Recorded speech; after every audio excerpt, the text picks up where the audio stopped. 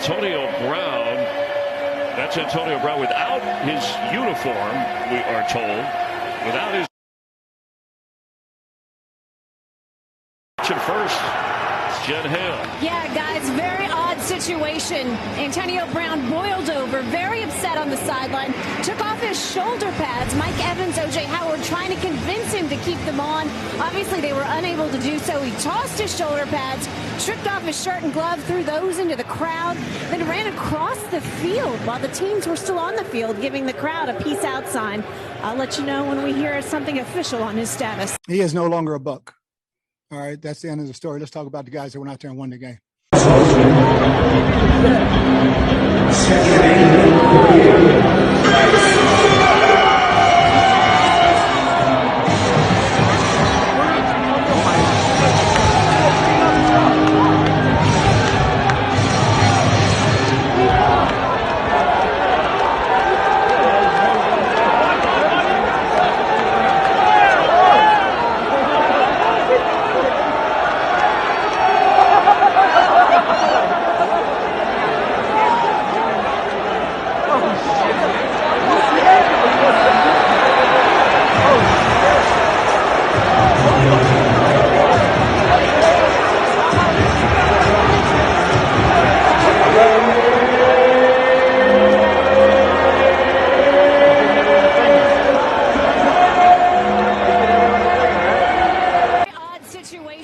Antonio Brown boiled over, very upset on the sideline, took off his shoulder pads. Mike Evans, O.J. Howard trying to convince him to keep them on. Obviously, they were unable to do so. He tossed his shoulder pads, stripped off his shirt and glove, threw those into the crowd, then ran across the field while the teams were still on the field, giving the crowd a peace out sign.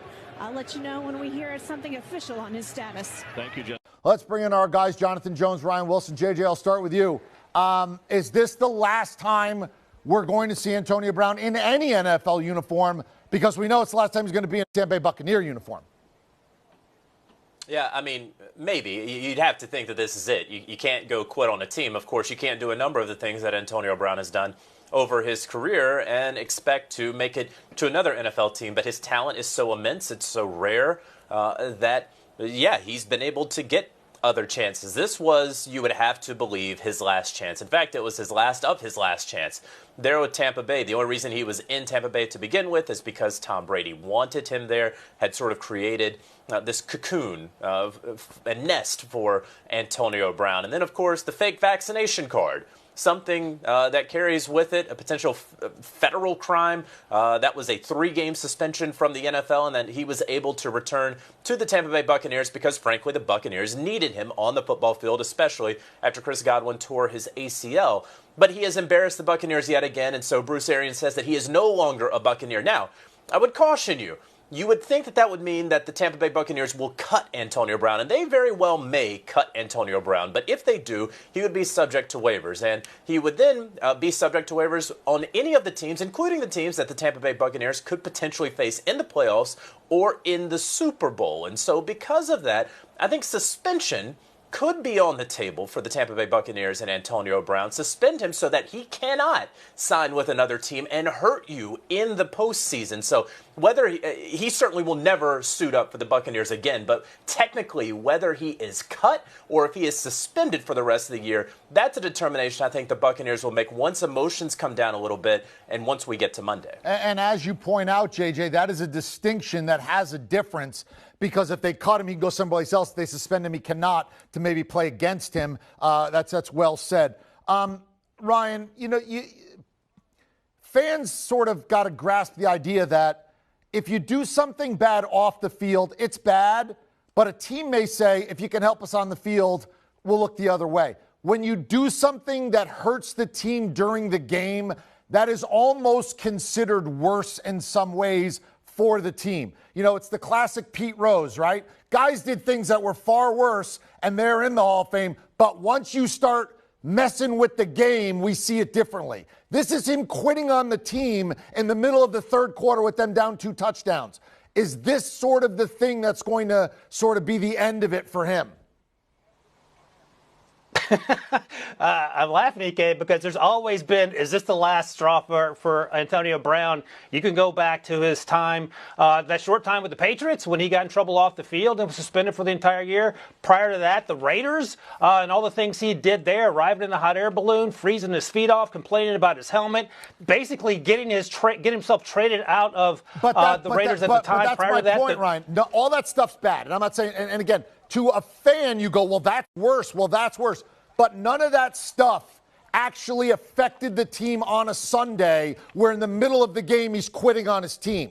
You know what I mean? Do you see a distinction here that for athletics and for a pro football team, this is worse because this actually could have cost them a win on a Sunday? No, I understand what you're saying. I'm just laying out the history with Antonio Brown. Yes, I get it. It was off the field. Most of the other transgressions. Yes, this was on the field. But I think fans are well aware of who Antonio Brown is, and they were holding their nose collectively to put up with Antonio Brown, his antics off field or on the field, because of what he brings when he's between the white lines. And I think fans knew what they were getting. Bruce Arians knew what he was getting. He had to sort of explain himself out of a corner last week when he explained why he was keeping Antonio Brown. And the reality was, hey, they had no one else. And that's why Tom Brady went to bat, as JJ noted, for Antonio. Jets. This should have been uneventful. But the risk of, being a media-created drama here, it was a gong show. So the Jets enter 14.5-point underdogs. And they were having their way with Tom Brady, the GLA, and the Bucs. And then this happened. Antonio Brown and Brady talking on the sideline. And then Brown leaves the game, took off his pads, shed the shirt, threw it in the stands. Gloves the same. This is the guy who just returned last week after a 3-week suspension over the fake COVID vaccine card. That 10 catches. Everybody thought this is our guy. He's on his way. There you see he runs through the end zone out of the tunnel.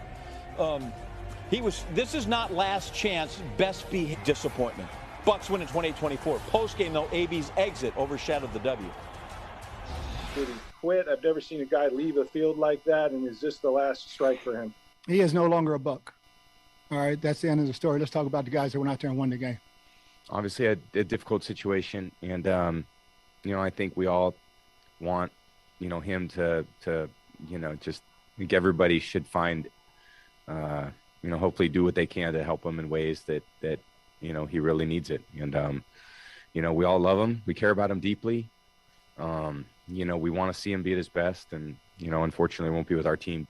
I found out when we got in the locker room at the end of the game. I instantly sent him a text. Try to catch up with him real quick. Obviously, he texted me back and talked to him. He's still one of my close friends. You won't hear me talking bad about AB at all. I obviously understand things happen, but he's one of my closest friends that I've been around, close teammates.